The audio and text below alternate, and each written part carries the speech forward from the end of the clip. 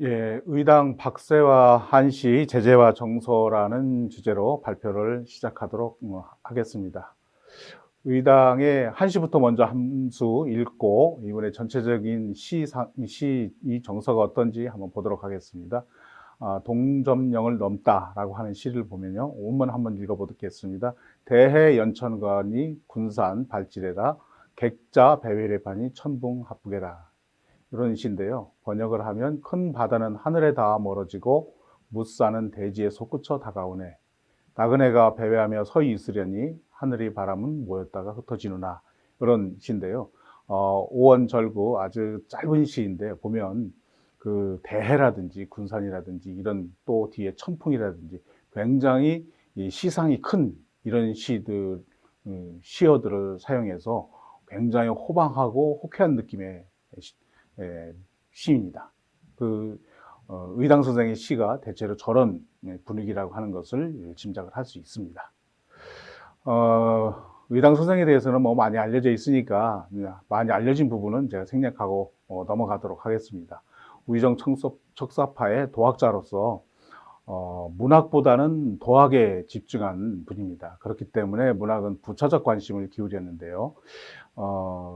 그래서 뭐 도학과 의정척사 운동, 교육자 의병장, 절의 이런 부분에서 그동안 의당 선생의 성취를 이렇게 살펴보았습니다.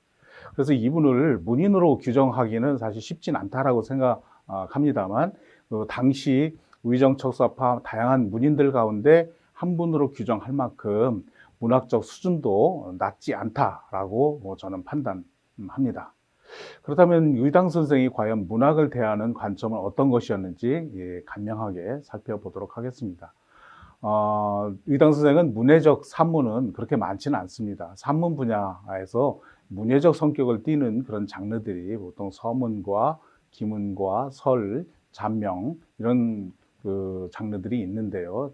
대부분 문해적 성격보다는 내용에 중점을 두어서 창작하셨습니다. 특히 잔명 같은 부분이 문해적 성격하고 내용의 도학적 관점 이런 것들이 잘 나타난 그런 것으로 지금까지 많이 주목을 하고 있는데요. 이런 산문하고 비교해 봤을 적에 한시도 비슷한 경향이긴 합니다만 그래도 문해적 성격이 산문보다는 훨씬 더 확대되었다라고 볼 수 있습니다. 또 한편으로는 이 문학에 대해서 논의한 글이 많지 않아서 의당 선생이 문학을 도학에 비해서는 상당히 적게 이렇게 관심을 기울였다라고 하는 것을 분명히 알 수 있습니다. 그렇긴 하지만 송대의 시인 구양수와 유규의 시를 인용하면서 그 작품성을 논하거나 하기보다는 내용에 대해서 의미한 그런 글이 조금 보이긴 합니다. 그래서 의당 선생은 감성보다는 이성의 절대적 비중을 둔 그런 도학적 인물로 이렇게 규정을 할 수가 있을 것 같습니다. 의당 선생이 문학에 대해서 논의한 것이 그렇게 많지는 않습니다만 이분이 작문법에 대해서 논한 것이 한 두세 개 보입니다. 그래서 그 부분을 살펴보겠는데요. 의당 선생이 직접 문장을 논했다기보다는 제자들이 의당 선생의 가르침 속에서 이렇게 기록을 해둔 것이 몇 수 있습니다. 원문하고 번역문을 함께 이렇게 보여주었는데요. 원문은 읽지 않고 번역문만 한번 간단하게 읽어보도록 하겠습니다. 작문법은 또한 어렵다. 한창 문장을 지을 때 사실을 구사하되 가슴속에서 처음과 중간과 끝을 나누어 배치한 다음에야 잘 지을 수 있다. 그러나 도학이 있은 뒤에 할 일이다. 도학이 없으면서 문장을 잘하는 것은 허망한 것이다. 이렇게 유지혁이라고 하는 제자분이 의당 선생의 말씀을 기록을 했습니다. 여기에서 보면 역시 도학을 앞세우고 문장을 뒤로 하는 것을 이렇게 볼 수 있습니다.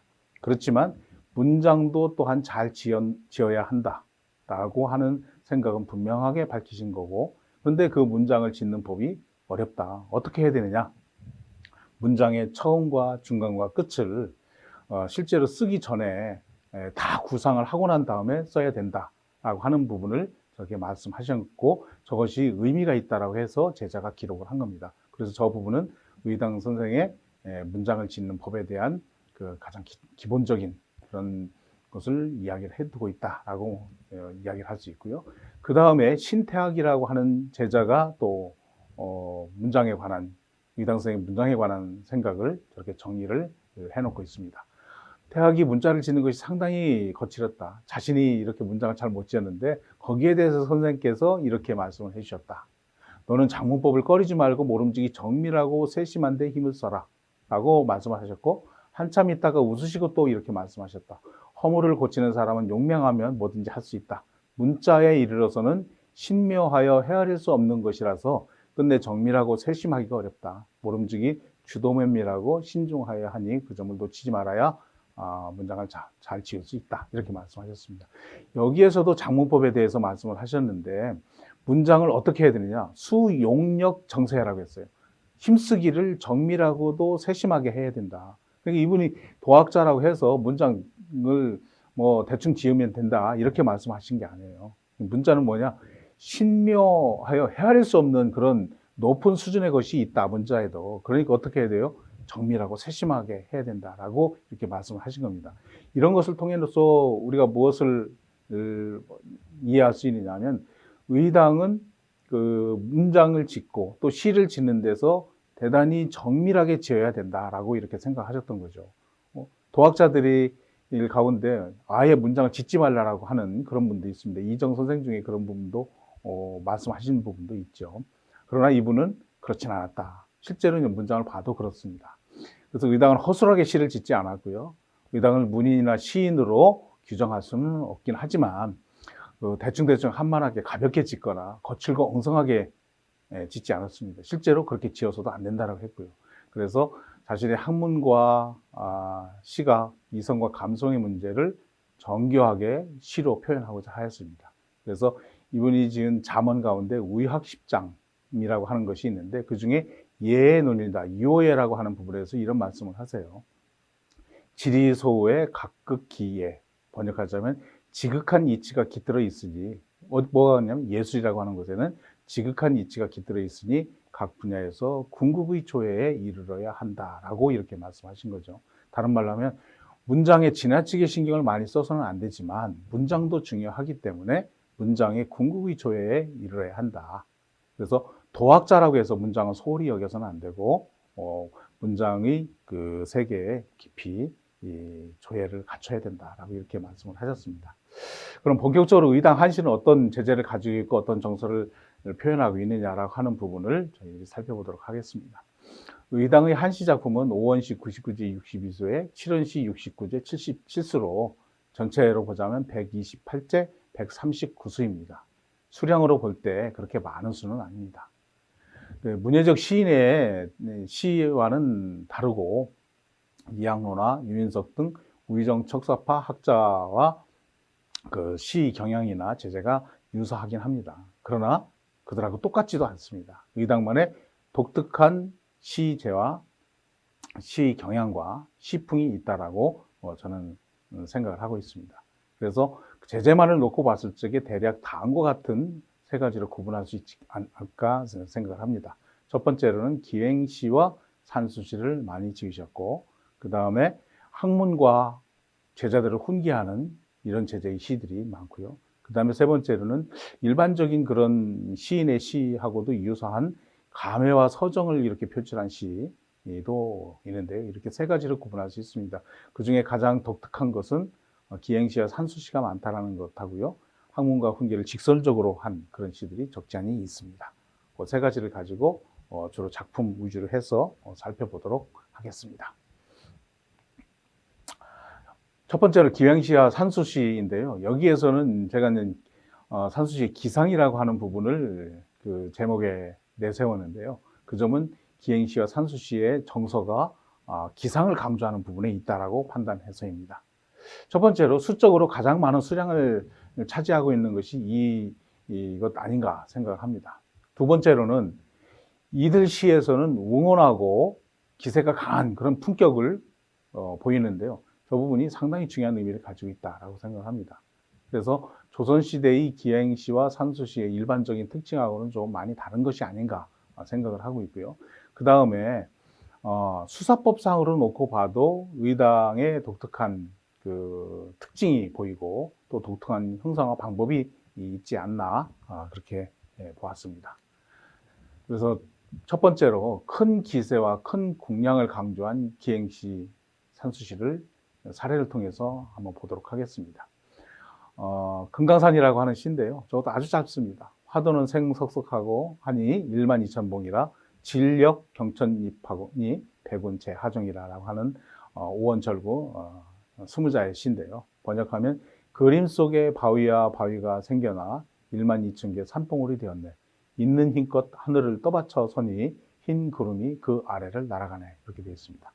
여기 보시면 아주 간단한 시입니다. 그런데 화도생석석, 석석이라고 하는 표현이 나와요. 바위가 피어난다, 생겨난다라는 거지 않습니까? 저런 석석이라고 하는 표현, 이런 게 첩자죠. 두 글자를 함께 쓰는데 저런 표현들은 일반적인 시인들은 쓰지를 않습니다. 왜? 스무자밖에 안 되기 때문에 글자를 두 개를 쓰는 것은 보통 표현하지 않죠. 그런데 이 의당 선생은 저 표현을 굉장히 즐겨서 많이 사용하고 있습니다. 그러다 보니까 기세가 굉장히 강해요. 여기 보시면 있는 힘껏 하늘을 떠받쳐 서니 흰 구름이 그 아래 날아가는다 라고 하는 표현도 굉장히 기상이 큰 겁니다. 근데 저런 표현들이 이분 시에서 굉장히 독특하게 나타납니다. 앞에서는 금강산이라고 하는 시 같은 경우는 뭐 워낙 많은 분들이 써서 그 상투적이다라고까지 이야기를 할 수 있어요. 그런데 다른 시들은 일반적인 시인들이 다루지 않은 그런 지역의 시들이 굉장히 많습니다. 그 다음에 보광루라고 하는 시가 바로 그런 건데요. 원문하고 번역문을 함께 제시를 했습니다만은 번역문을 한번 읽어보도록 하겠습니다. 청선산 동쪽 대동사에 오늘은 보광루에 올랐네. 노선과 측백은 봉우리마다 꼭대기에 섰고 구름과 안개는 바위마다 피어나네. 새는 나는 구름을 안개를 따라 떠나고 샘물은 끊어진 벼랑에 떨어져 흐르네. 산이 고요해도 숲의 꽃은 지고 해가 기우니 범패소리 그가네. 전체적으로 놓고 봤을 적에 그 사찰 재영시라고 하죠. 사찰의 보광루라고 하는 누각에 올라가서 쓴 시입니다. 근데 여기 나오는 청선산 대동사 보광루, 이거는 일반적인 시에서는 거의 나타나지 않은 제재입니다. 사찰의 산에 있는 사찰 재영시이긴 하지만 저거는 함경도에 있는 그 사찰인 것 같습니다. 거의 보이지 않습니다. 거기 또 세 번째하고 네 번째 구절을 보시면, 원문을 보시면 회백 봉봉 애기요 운연 석석도라, 여기 석석도라는 표현이 또 나오지 않습니까? 봉봉 애기라든지 저런 표현은 일반 한시에서 거의 쓰이지 않습니다. 그런데 이분은 즐겨 쓰고 있거든요. 저런 점에서 대단히 독특하다라고 이렇게 이야기를 할 수 있고요. 여기서도 보면은 감회와 서정의 시이긴 하지만 기세가 굉장히 큽니다. 저런 점에서 또 역시 의당 선생의 시의 특징이 보인다라고 볼 수 있습니다. 그 다음에 이분이 저런 시를 쓴 나름의 이유가 있습니다. 그분의 그래서 제자들이 또 기록한 데서 그 부분을 조금 더 유추해 보려고 하는데요. 윤응손이라고 하는 제자가 쓴 글에 저런 내용이 보입니다. 원문은 제시하지 않고 번역문만 제시했습니다. 인간의 지각은 모름지기 높고 밝아야 한다. 사람을 판단하고 말을 판단하는 데에는 우뚝하게 높은 산 꼭대기에서 산 아래의 형세가 평탄한지 험한지 꿰뚫어 보는 것과 같고, 의젓하게 대청 말을 위에 앉아서 대청 아랫사람의 옳고 그름을 시원하게 살피는 것과 같다. 이것이 바로 지혜를 높이는 것, 지숭이라는 말이니 오직 사사람이 없는 자만이 잘 할 수 있다라고 이야기를 했습니다. 뭐냐 하면 높고 밝아야 그 아래 밑에 있는 것이 다 바라다 보인다. 그러니까 높은 산 꼭대기에서 저 아래, 산 아래의 형세를 제대로 파악할 수 있고, 높은 대청에 올라서 대청 밑에 있는 사람이 파악이 되는 것처럼 높은 위치에 서서 아래를 살펴봐야 된다. 학자는 그래야 되고 시도 그래야 된다라는 의미로 이렇게 저희들이 이해할 수 있을 것 같습니다. 또 같은 제자가 쓴 글에 또 이런 부분도 있습니다. 궁량은 큰 양이어야 한다. 양이 작으면 사물을 용납하기에 부족하니 다시 나아가고 보탬이 되는 것이 있겠는가라고 했습니다. 다른 말로 하면 궁량이 큰 모습을 학자는 가져야 되고 시에서도 그런 것을 보여줘야 된다는 의미로 보여집니다. 그래서 기행시와 산수시에서 높은 데 올라가서 아래의 풍경들을 살펴보는 그런 모습들, 그리고 기세가 큰 모습을 보여주는 데는 이분이 소신이 있었다. 학문하는 방법이라고 하는 것을 보여주는데, 저기에서 우리가 주목해야 될 점은 한자로는 지숭, 지혜가 높아지는 것, 저런 부분이 이분의 시의 특징을 살펴보는 데도 중요한 어휘가 아닌가 이렇게 생각합니다. 그리고 그 다음 두 번째로 저희가 살펴보는 이분의 시에서는 학문을 논한 시가 많고 그 다음에 제자해 준 시가 상당히 많습니다. 여기에서는 직설적으로 학문에 대해서 논의하거나 그 다음에 어떤 학문하는 자세를 가져야 되는지 직접적으로 논한 부분들이 상당히 많은데 이분이 그런 부분에서 시의 한 세계를 구축하고 있다고 생각합니다. 그래서 학문을 정면으로 논한 작품이 적지 않은데요. 뭐 구방심이라든지 이른 마음을 구하며라든지 그 다음에 긴 제목의 여러 작품들이 있는데 저 작품들은 의당 선생의 시 가운데 그 장편의 시에서 주로 저런 모습들을 보여줍니다. 구체적인 부분은 기존의 연구자들이 밝힌 부분도 있어서 넘어가도록 하겠습니다. 이런 작품들은 문예 작품으로서의 가치보다는 도학의 내용을 간명하고 설득력 있게 전달하는 그런 효과적인 방법으로서 시를 활용한 그런 의미가 있습니다. 그래서 이런 유의 작품 창작에 의당 선생은 큰 의미를 둔 것 같습니다.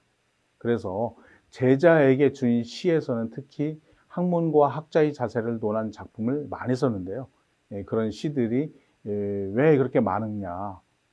제자들을 가르치는데 말로 이렇게 직접적으로 하는 것도 의미가 있지만 짤막한 시에서 그 스승으로서 이야기해야 될 부분들을 인상적으로 제시한 그런 의미가 있는 것 아닌가 생각이 됩니다. 그 중에 대표적인 사례 중에 하나가 바로 시학도, 학도에게 보이다. 그러니까 특정한 어떤 학생한테 준 것이 아니라 여러 학생들한테 강의하듯이 이렇게 제시한 것이 아닌가 싶습니다. 저는 그 의당 선생의 대표작 중에 하나가 아닌가 생각합니다. 일기오대응이요, 만물오저신이라, 양양인천지에 동포무휴진이라. 하나의 큰 기운, 뭐 우주의 기운 이런 거죠. 내 큰 가슴에 품고 만물오저신, 만물을 내 몸 전체로 받아들여라. 양양인천지에 넘실넘실 천지에 인이 가득하니 동포무휴진이라. 모든 동포로 삼아 경계를 두지 말라. 학자로서 제자들한테 굉장히 포부를 크게 가져라라고 한 것을 저 시로 이야기를 했는데요. 저것을 시를 본 제자들은 굉장히 웅원한 그런 기상 또 세상에 대한 포부를 길러야 되겠다라고 하는 그런 스승의 말씀을 인상 깊게 받아들이지 않았을까라고 생각됩니다. 그래서 저건 길게 이야기하는 것보다 오히려 저 짧은 시가 학생들한테 주는 감동은 훨씬 더 큰 것이 아니었을까라고 생각합니다. 저런 부분이 의당 선생의 시인으로서의 그 자세를 잘 보여주는 것 아닌가 그렇게 생각이 되었습니다. 그 다음에 구체적으로 어떤 학생들한테 준 시들이 상당히 많습니다. 그걸 다 예로 들을 수는 없고요. 그 중에 이여배를 보내며 준 시에는 저런 부분들이 있습니다. 저도 원문을 읽고 시를 한번 보도록 하겠습니다. 노탄도기 노우의 하니 일생일로 신기위하라. 귀로 정령 다 차로하니 우이군 분노 황오시르다. 이렇게 되어 있습니다. 길은 평탄하고 길은 갈라지고 길은 또 위태로운데 일생에 한 길을 가며 행동을 신중히 하라. 돌아갈 길에는 분명 이런 길 많을 테니 길 떠나는 자네 위에 내 시를 선물하래. 이 시인데요. 제가 그것을 간략하게 평설을 했습니다. 이 시에는 노자가 굉장히 많이 쓰였습니다. 전체가 7, 4, 28, 28자잖아요. 그런데 노자가 7자로 전체의 4분의 1을 썼습니다. 근데 원래 시에서는 28자 얼마 되지 않기 때문에 같은 글자 2번 쓰면 안 됩니다. 더구나 절구잖아요. 그런데 우리 4분의 1, 7자를 쓴 것은 저거는 잘못 쓴 게 아니라 의도적으로 쓴 것입니다. 다른 말로 하면 인생길에 너무나 많은 길이 있음을 일부러 쓴 노자로 표현한 것입니다. 이것을 보면 저희가 앞에 유어에 대해서도 나왔고 그 앞에 제자가 쓴 글에서도 어록에서도 나와 있지만 시 창작에서 치밀한 고려가 있어야 된다라고 하는 것을 말한 겁니다. 그럼 다시 한번 그 시로 돌아가서 바라보면요, 그 원문에도 길이 7번 쓰였지만 저기 번역문에도 원문 가서 보시면 노탄 노, 노기 노, 노우의 노, 일생일로의 노, 그 다음에 귀로의 노, 다차로의 노, 우이금 분홍 황무시 거기만 불로의 노가 있지 않습니까? 이렇게 노가 계속 나오는데 저 시를 놓고 보면 인생의 세상을 살아가다 보면 온갖 다양한 길을 다 만날 텐데 일생일로 인생의 하나의 길을 조심하면서 잘 가라라고 하는 것을 저 시로 표현한 거거든요. 그래서 저 내용은 뭐 별거 아닙니다. 인생을 살아갈 적에 길 조심해서 가라라고 하는 것이지만 저 글을 받아들이는 제자의 입장에서는 그 많은 다양한 길에서는 내가 갈 중요한 길 하나를 잘 선택해라라고 하는 스승의 가르침을 인상적으로 받아들일 수 있는 거죠. 저런 점이 의당 선생의 상당히 훌륭한 작품성 가지고 있는 그 작품이 아닐까 저는 그렇게 생각을 했습니다. 그 다음에 또 하나는 산수시 개인의 정서를 표현한 그런 작품들인데요. 이분이 그 가문과 정서를 표현한 그런 시의 대표로 등 안덕산 절령, 안덕산 절정에 올라서라고 하는 짤막한 시를 한번 보도록 하겠습니다.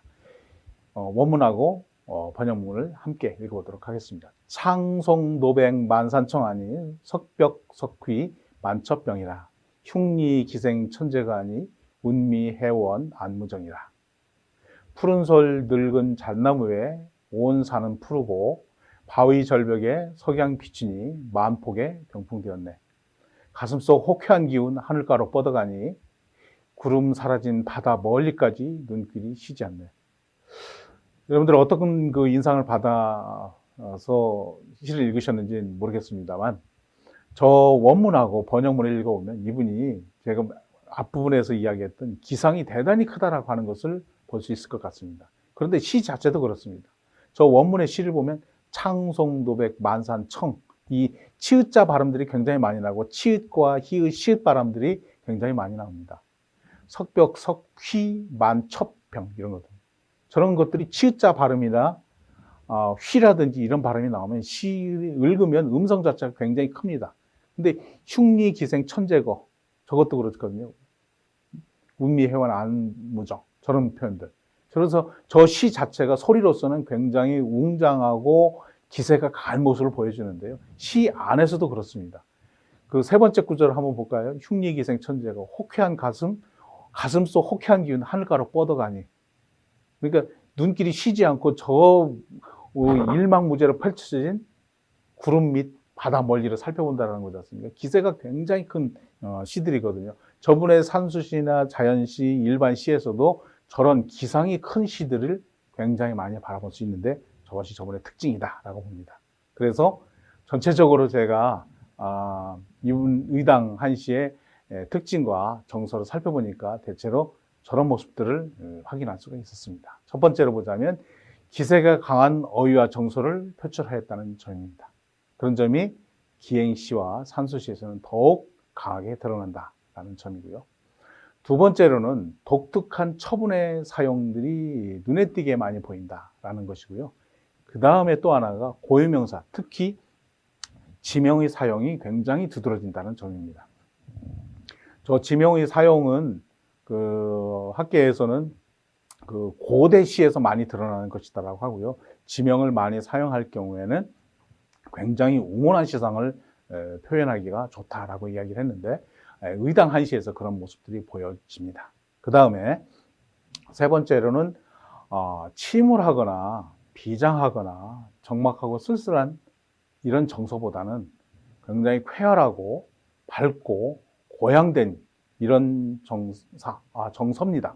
정서가 굉장히 우세합니다. 그런 점에서 의당 한시는 굉장히 남성적인 세계, 남성적인 세계라고 하는 것이 표현이 적절할지는 모르지만 앞에 시에서 대정부라는 이야기가 나오지만 굉장히 그 강한 이런 정서들이 우세한 걸로 이렇게 저는 파악을 했습니다. 그래서 전체적으로 놓고 봤을 적에 의당 한시에서는 철학과 지식, 논의를 담은 그런 한시와 함께 정서적 표현이 굉장히 강하게 드러난 한시를 지녔는데요. 이런 한시가 조선 말기와 대한제국기 우국지사의 한시의 특징을 함께 가지고 있으면서도 굉장히 독특한 품격을 지었다고 저는 시사적으로 이렇게 평가할 수 있지 않을까 생각을 했습니다. 이런 부분에 대해서 제가 이번 논문 발표에서는 주목해서 살펴보았습니다.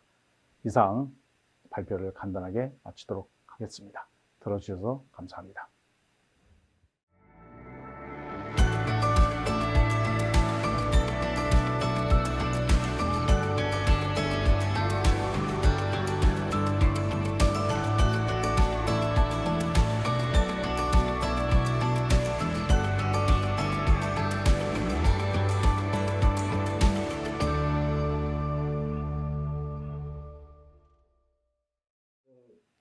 원광대학교 정경훈입니다.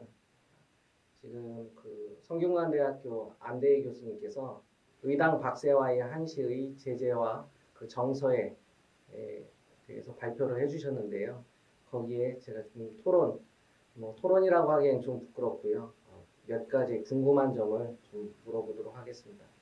교수님 안녕하세요. 예, 안녕하세요. 예, 발표 잘 들었고요. 예. 제가 모르는 부분 너무 많이 오늘 공부한 것 같습니다. 아이 무슨 말씀을 해요. 예.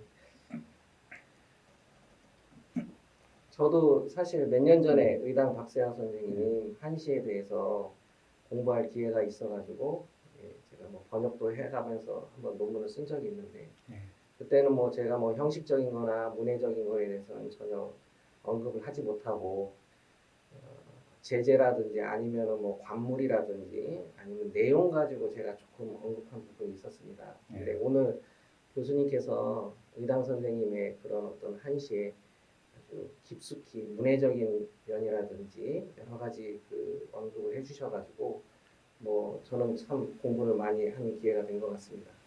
몇 가지 제가 교수님께서 말씀하신 부분 중에 몇 가지 제가 잘 이해를 좀 못한 부분도 있고 그래서 몇 가지 좀 질문을 드리도록 하겠습니다. 예, 잘하겠습니다.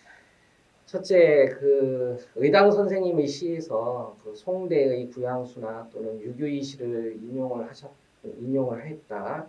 그리고 또 그 내용을 음미한 글이 보인다라고 이렇게 말씀을 하셨는데 이것이 의당 선생님의 그 한시에 보편적이고 아니면 아주 다른 분들하고 변별적인 어떤 특징이 있는 것인지 그게 좀 한 가지 좀 궁금합니다.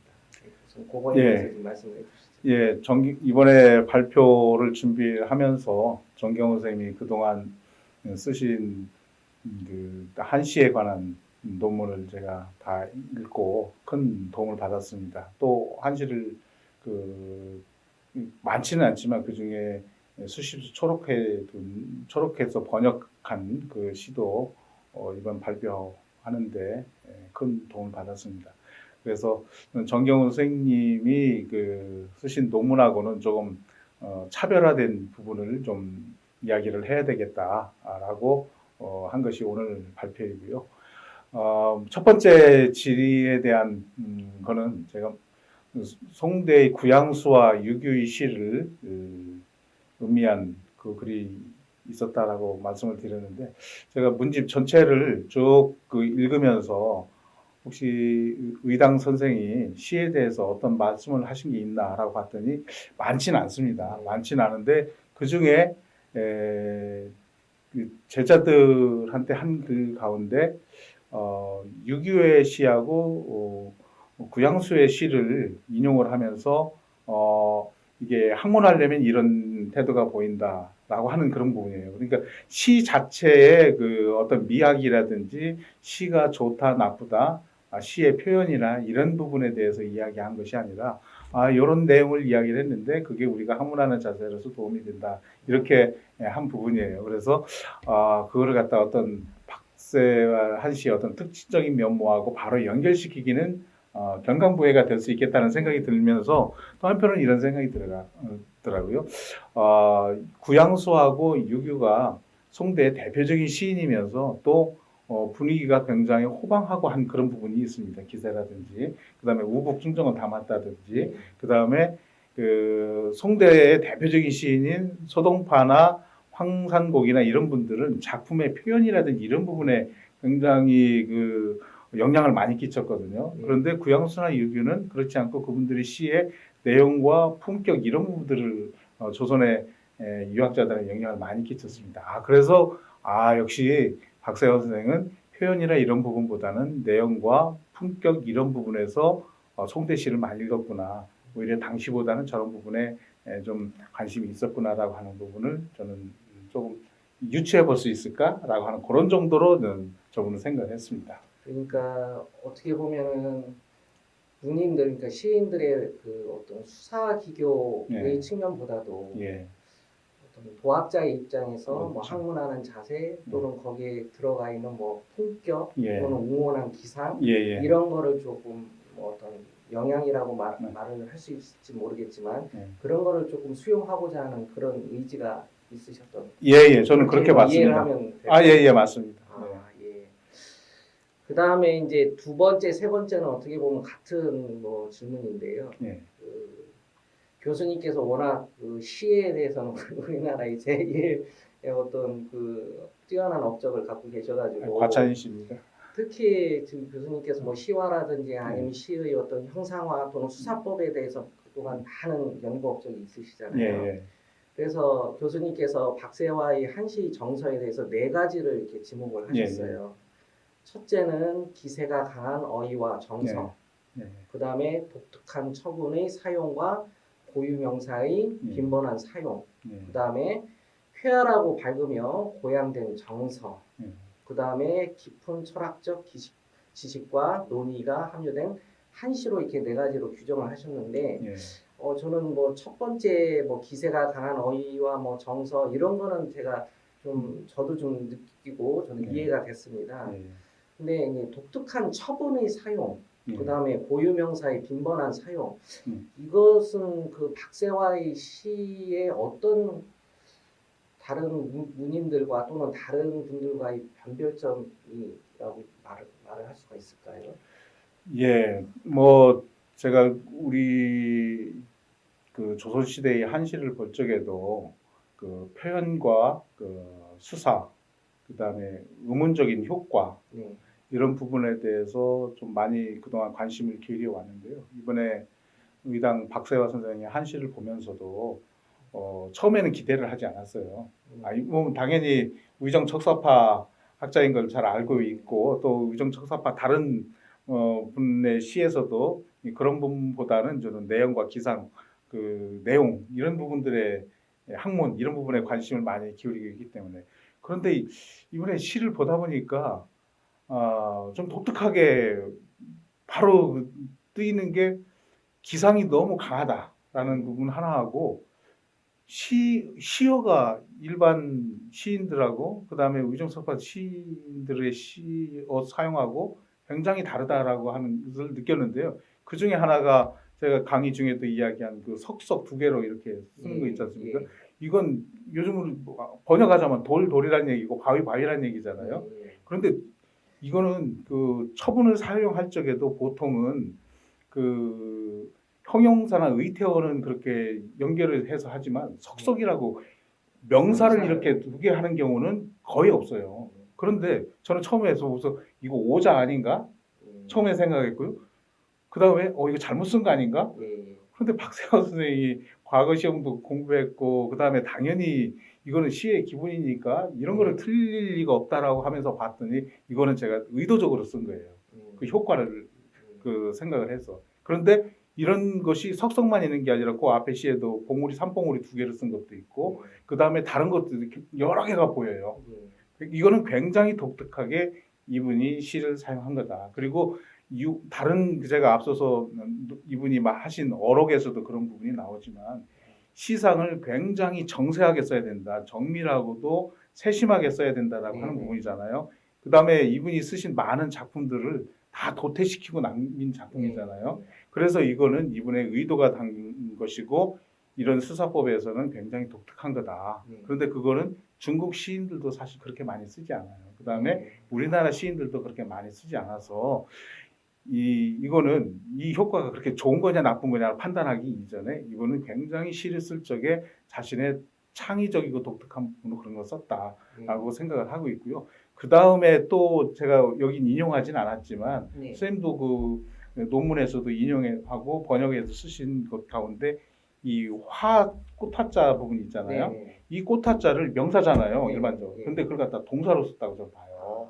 그러니까 이런 그 시어에서의 그런 사용법도 일반적인 시인이 쓰던 것하고는 좀 다르게 쓴다. 그런데 그때 이 화자를 명사로 된 꽃화자라고 하는 이걸 갖다 꽃이 핀다라고 이렇게 봤을 적엔 살아있는 그 물건을 갖다 실체를 굉장히 역동적으로 이렇게 보는 부분이거든요. 그래서 그게 이분의 기상이 굉장히 크고 그다음에 또 제가 저기도 이야기를 했지 않습니까? 굉장히 쾌활하고 밝다. 네. 라고 하는 부분하고 이분의 그 표현과 수사법하고도 조금 연결되는 거 아닌가. 제가 너무 견강부회하는지는 모르겠지만 그렇게 느꼈습니다. 그러면 제가 좀 더 한 가지 예. 좀 나아가서 질문을 드릴게요. 예.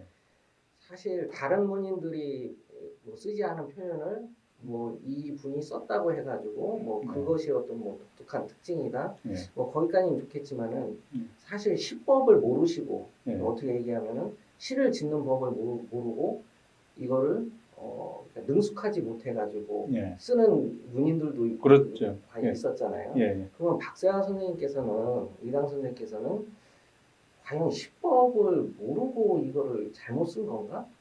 그거는 아니라고 자신만의 어떤 독특한 특징으로 예. 뭐 여겼다. 아까 처벌을 예. 사용했다든지 예. 그렇게 봐도 되는 것인지. 저는 처음에 이분을 봤을 적에는 요분이 살았던 그 시기가 예. 저기 조선 말기하고 대한 제국기 요 시기에 걸쳐 있잖아요. 요 시기가 그 전 시기인 18세기 후반부터 이 고종 초반 때에 비해서 전반적으로 시를 쓰는 수준이 좀 떨어져 있는 시기입니다. 그 뒤는 훨씬 더 떨어져 있고 그래서 처음엔 이분이 조금 그런 걸 모르시고 썼나라고 처음에는 경솔하게 생각했었는데 저는 그 뒤에 이분의 시를 쭉 보면서 그게 아니고 이분은 그걸 다 알으셨지만 시법을 다 알고 계셨지만 다 알고 계셨죠. 금기나 뭐니 이런 것이 다 알고 계셨지만 그거를 뛰어넘은 거다. 그런 것 금기사항이나 이런 것들을 굳이 지킬 필요가 있겠느냐라고 해서 그거를 금기를 그 침범해서 이렇게 쓰신 거다. 아까 나왔던 그 시 가운데 칠원절구에 길로자를 무려 4분의 1, 7자를 쓴 거 있잖아요.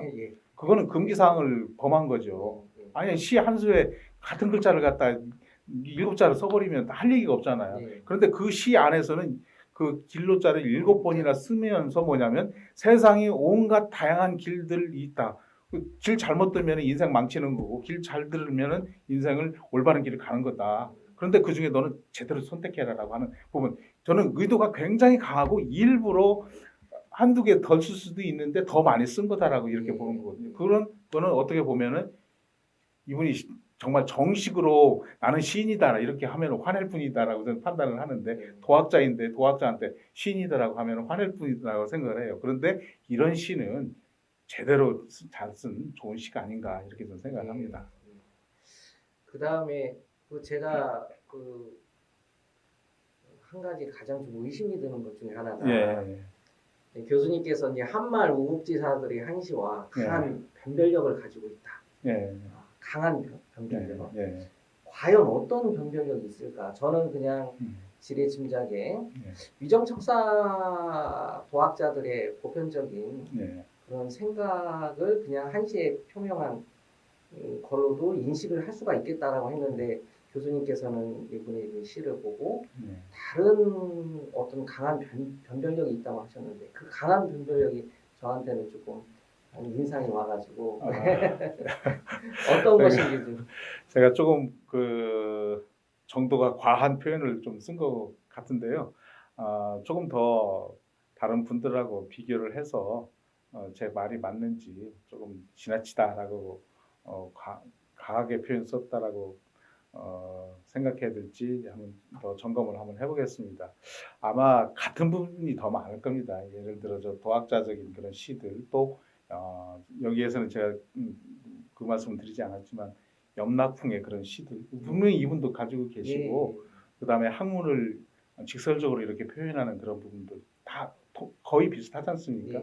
그런 부분들이 있는 그 부분은 오히려 같은 부분이 아마 다른 부분보다 훨씬 더 많을 거라고 생각을 해요. 근데 그 중에 강한 변별력을 가지고 있다라고 하는 부분은 한 두 가지 정도로 이야기를 할 수 있을 것 같습니다. 아까 제가 설명을 드렸던 그 표현과 수사 그 예. 부분에서의 그런 점하고 또 한 가지는 이것도 어떻게 보면 비슷한 부분들이 있을 텐데 저는 이분의 그 작품에서 보면은 고적하고 쓸쓸하다든지 또 침울하다든지 이 다른 부분들이 시세를 바라보면서 절망하고 하는 이런 부분들이 좀 많이 보이지 않습니까? 예. 예컨대 이그 조금 결이 다르긴 하지만 매천 황현 선생 같은 분의 시에도 보면은 음.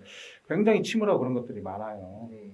물론 그분은 우의정척사파다라고 이렇게 단적으로 네. 이야기하기는 조금 어려운 부분이 있지만 우국지사죠. 그렇지 우국지사잖아요. 네. 그런 거랑 달라요. 그런데 이분은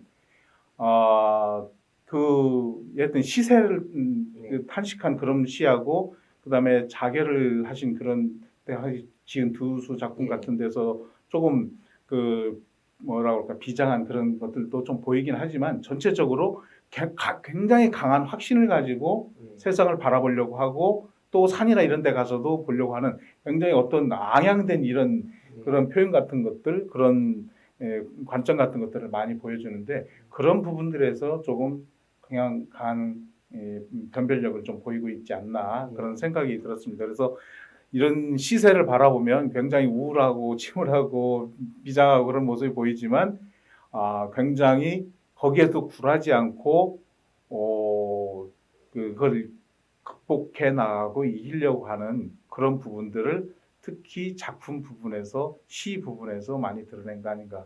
그게 어떻게 보면 좀 비슷한 부분이기도 하나요? 그 부분에 대해서 예, 제가 고민을 좀 해봤습니다. 예, 이분의 그 살아온 경력을 보면은 조금 이해가 가능하지 않을까 이렇게 좀 생각이 돼요. 예. 저는 이분을 그 어떤 식으로 제가 표현을 하냐면은 산악인이다. 아하. 이분은 계속 산을 타고 다니면서 그것도 험악한 그 깊은 산 속을 계속 따라서 이동을 네, 하셨거든요. 예, 고원에서 뭐 안변으로 네. 해가지고 삼척으로 태백으로 해가지고 네. 제천까지 왔는데 이분이 나라에 큰 일이 있다든지 어떠한 큰 계기가 있으면은 항상 입산 수도를 하십니다. 항상 예. 산에 들어가셔가지고 예, 당신의 마음을 좀 약간 조금 수도하는 그런 입장에 있던 분이시라 예, 그래서 이분이 어떻게 보면은 아까 말씀하신 것처럼 우울하고 분개하고 이런 다른 분들의 시보다도 어떻게 보면은 자득하고 거기에도 좀 약간 좀 쾌활한 어떤 예. 거를 좀 보여드리려는 그런 노력이 거기서 나오지 않았을까 어렴풋이 그렇게 좀 생각은 해봤습니다. 예. 이분이 지금 그 정효 선생님 말씀하신 것처럼 정말 산악인이다라고까지 이야기를 할 수 있을지는 좀 의문이긴 하지만 그 산악인이라고 이야기를 하면 그 좀 해명될 만한 그런 부분들이 있는 것 같긴 합니다. 그런데 이분의 그리고 이분의 산이 주로 이제 서울 주변에서 활동했던 분들이 올라가는 이런 산하고는 예. 많이 다르지 않습니까? 저는 예. 그런 부분도 제재상으로 상당히 높이 평가할 만한 그런 부분이다라고 생각을 하는데요. 그런 점에서 확실히 좀 차이가 나는 것 같기는 합니다. 그 부분을 조금 더 공부를 해서 네. 한번 밝혀봐야 되겠네요. 아무튼 이번에 뭐 어려운 진짜 시간 또 막 바쁘신 와중에 의당 박사야 선생님 관련된 한시를 공부할 수 있는 기회를 주셔가지고 너무나 감사드리고요. 예. 예, 다음에 혹시 뭐 또 기회가 있다면 예. 좋은 말씀을 부탁하도록 예, 하겠습니다. 이번 기회에 저도 그 공부를 많이 하게 돼서 발표 기회를 주셔서 감사합니다. 맞습니다. 예, 고맙습니다.